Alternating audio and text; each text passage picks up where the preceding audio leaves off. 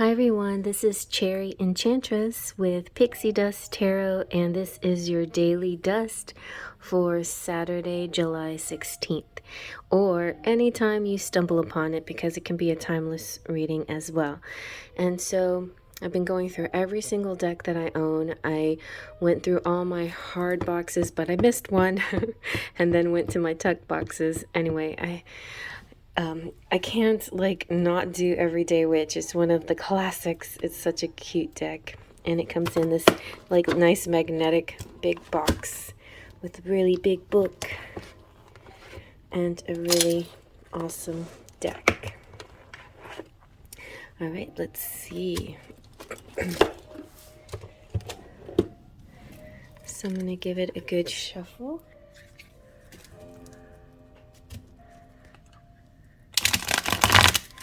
One of those decks that shuffle easily because it's got nice bendy cards.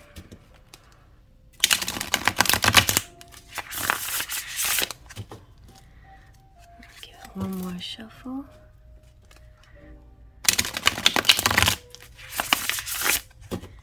And then I'll take off the top. You know what? I think, yeah, I better hold it this way. The majority of them are like, so we've got King of Cups, yay! I love King of Cups.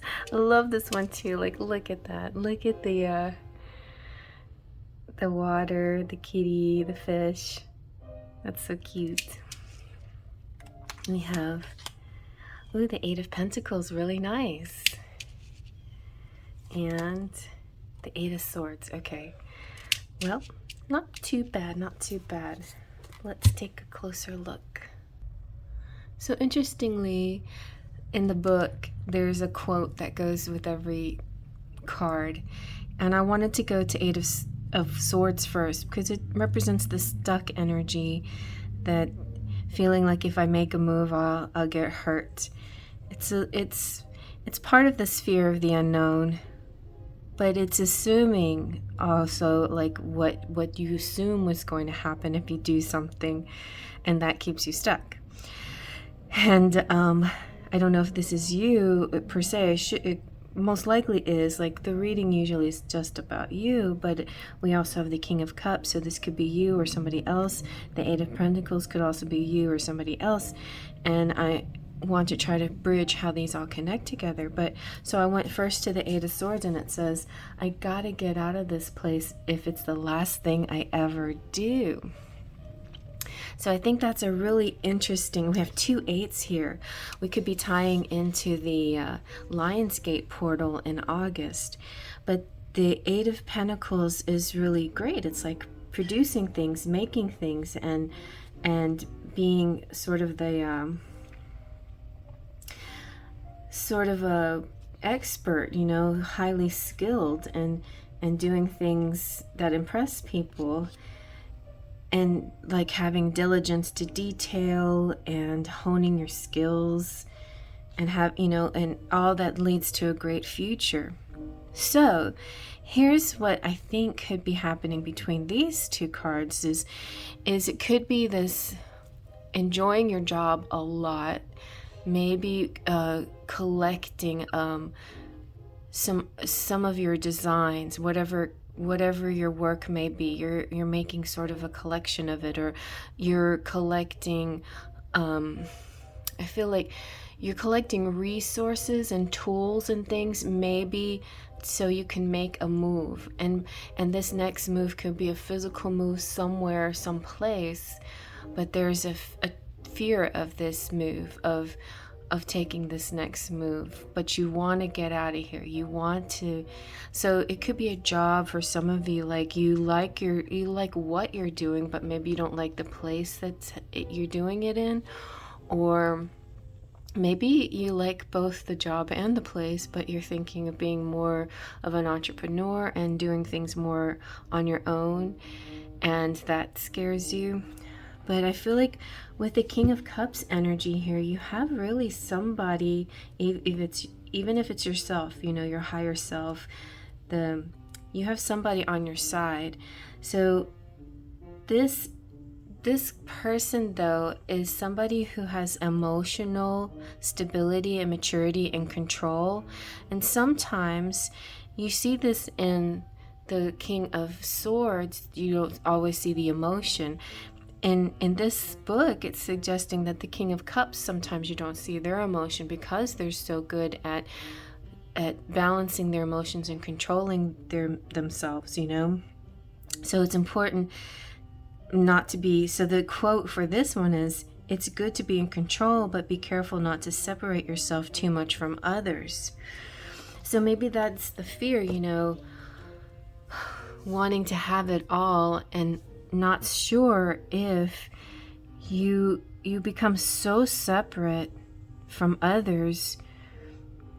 Okay, so I feel like these are two people looking at each other, or well, this is a person looking at you per se. Let's say there's a person looking at you, watching you hone your skills, do a great job, and yeah, because he's got this little eyeglass, so he's impressed and he's amazed.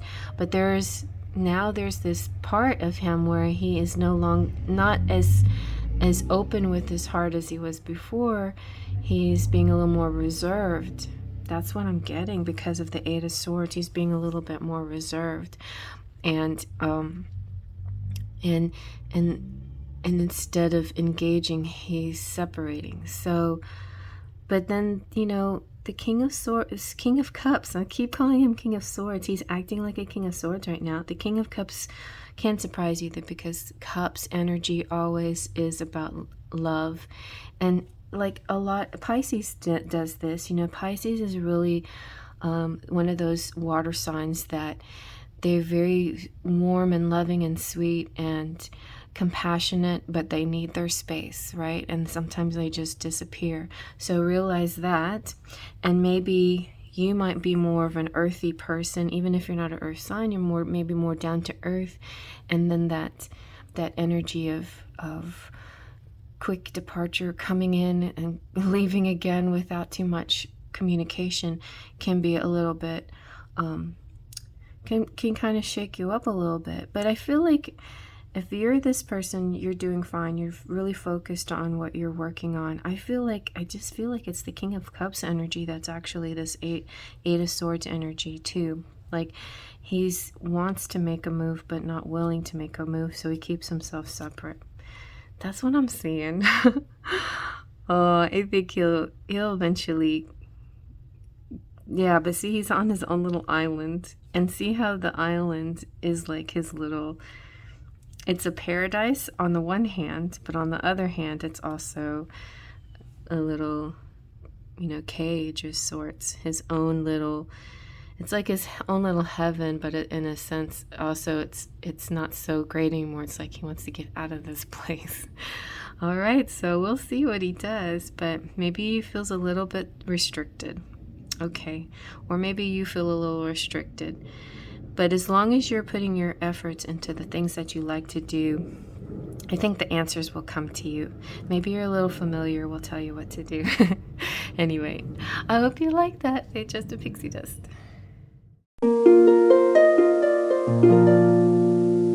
Please subscribe.